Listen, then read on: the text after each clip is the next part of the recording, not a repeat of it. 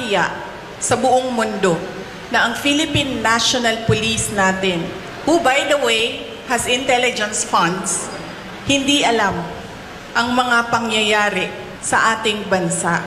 Nakakahiya na meron tayong police na hindi nila alam ang threats sa Vice President. Nakakahiya yan, ma'am. Huwag sila magsasalita ng ganyan kasi nagpapakita yan ng incompetence ng Philippine National Police.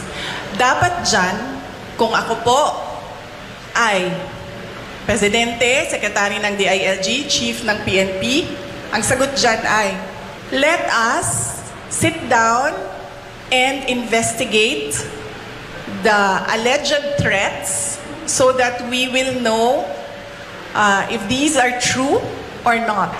Iginit pa ni VP Sara dahil sa kawalan ng alam ng mga pulis sa mga nangyayari sa bansa, kaya dumarami ang kriminal. So ibig sabihin, ang dami nilang walang alam na mga pangyayari.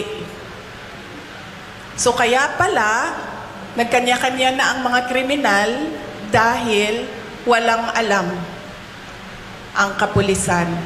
Nakakahiya para sa Pilipinas na naririnig na ang pulis natin ganyan magsalita. Sagot ng PNP, naghihintay lang daw kasi sila ng kumpas ng Presidential Security Command mula sa Armed Forces of the Philippines bilang ito ang pangunahing ahensya na may hawak sa seguridad ng Pangulo at Pangalawang Pangulo.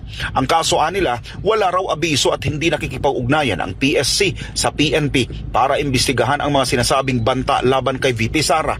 Bagay na hindi makaaksyon ang PNP para tugunan o tingnan kung totoo o hindi ang mga bantang ito sa Vice Presidente. Sakali naman nila na hingi ng Presidential Security Command ang serbisyo ng pulis para imbestigahan ang mga umaaligid na banta kay VP Sara, saka lamang sila kikilos na naaayon sa kanilang mandato.